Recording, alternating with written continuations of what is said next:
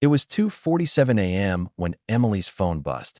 Half asleep, she reached over and saw a new message from an unknown number. Her heart froze. The image attached was of her sleeping in her bed, the same room, same blanket, same position, taken just minutes ago. Emily lived alone in a small apartment in Portland. A wave of terror shot through her as she checked the corners of her room, trembling, whispering to herself that it couldn't be real.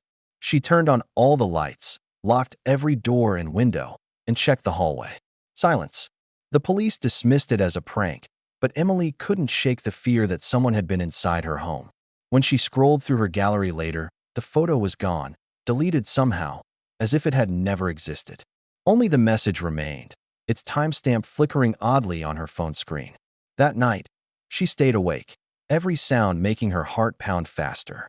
Just as she began to calm down, her phone buzzed again. Another message appeared. Nice smile. It was another picture, her in bed again, taken seconds ago, her eyes half open, like she had been awake but didn't remember it. Emily's neighbor, Mrs. Harlow, mentioned hearing footsteps in Emily's apartment late at night. Heavy, dragging sounds. Emily tried to brush it off until she found muddy footprints leading from her front door to her bed. They stopped right at her pillow.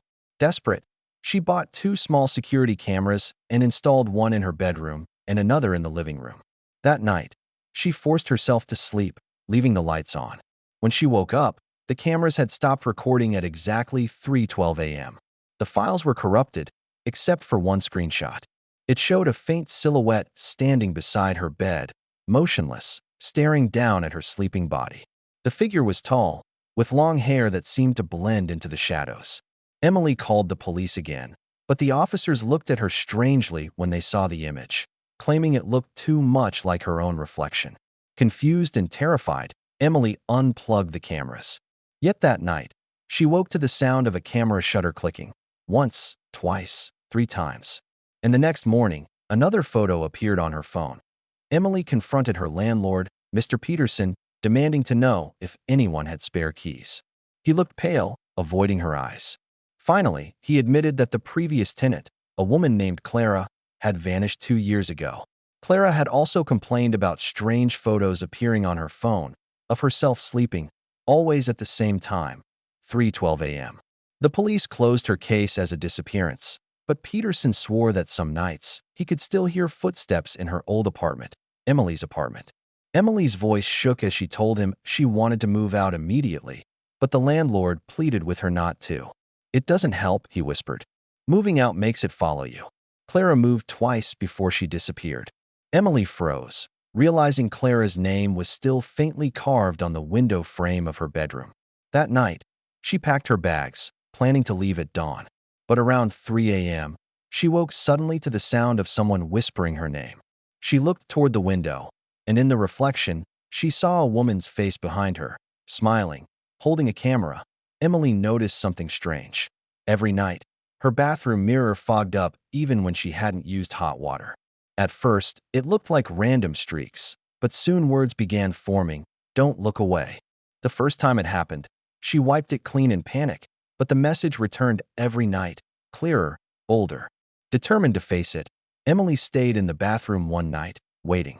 At 3:12 a.m., the mirror fogged again, and this time, she stared directly into it. Behind her reflection stood a man, pale, motionless, holding an old camera. His expression was blank, his eyes empty. Emily spun around, but no one was there. When she turned back to the mirror, her reflection smiled even though she hadn't. It raised its hand and pressed its finger to its lips. Shaking, Emily covered the mirror with a towel, but the next morning the towel was gone, folded neatly on the counter, and written across the glass were the words, "Good morning, Emily." That night, she didn't sleep at all. Determined to prove she wasn't losing her mind, Emily decided to record everything live. She streamed her bedroom cameras online to thousands of viewers, hoping someone would finally believe her.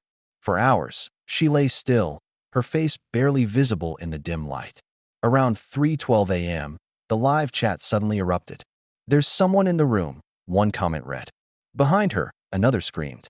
The viewers watched in horror as a dark figure leaned over Emily's sleeping body, whispering something in her ear. Then the feed cut out. When Emily reviewed the recording the next morning, her heart stopped. The figure looked exactly like her. Same pajamas, same face, same everything. But its eyes were black and hollow, and it smiled wide as it stared directly into the camera. Emily unplugged everything and smashed her phone. But later that day, when she borrowed a friend's device, her live stream was still active, still showing her bedroom. And in the feed, she was still lying there, fast asleep. Detective Ryan began investigating Emily's case after seeing the viral footage online. He had seen many strange things, but this was different. He dug through missing person records and found that each victim had received an identical message, a photo of themselves sleeping, always 1 week before their disappearance. When Ryan examined Emily's phone, he found a hidden folder labeled Sleep. Inside were hundreds of images, each one of Emily sleeping, but the timestamps stretched back 3 years, even before she moved into that apartment. He couldn't explain it. When he showed Emily, she screamed, insisting she had never owned that phone before this year. That night, Ryan stayed awake reviewing evidence. Around 3:12 a.m., he received a notification on his laptop. An image file had appeared out of nowhere. It was him, sitting at his desk, eyes fixed on the screen, and behind him, Emily stood, smiling faintly, holding a camera. They traced the serial number of Emily's security camera to a company that had gone bankrupt years earlier after a string of lawsuits. The victims all reported seeing strange reflections, claiming the cameras showed doubles of themselves that acted independently. The company's final report mentioned something called the Watcher, a phenomenon that existed within the lens itself, feeding on attention.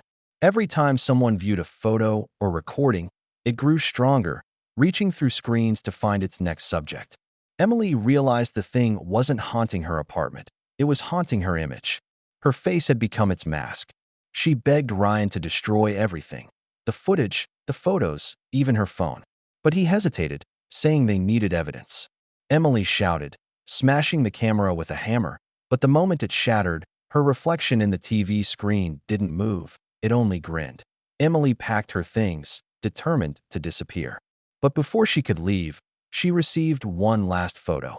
Herself standing in front of her burning apartment, smiling. She dropped her phone and ran, but when she looked back, her building was still intact. Hours later, neighbors saw smoke pouring from her window. When firefighters arrived, they found no one inside. Only her phone lay beside her bed, undamaged, the camera app still open, recording. The next night, social media users across the U.S. began receiving a random photo on their phones. A woman sleeping peacefully, face turned slightly toward the camera. Her name was Emily. Some swore they heard a camera click in the dark after seeing it. Others said when they zoomed in on her face, her eyes were open, staring right at them. And each photo carried the same timestamp, 3:12 a.m.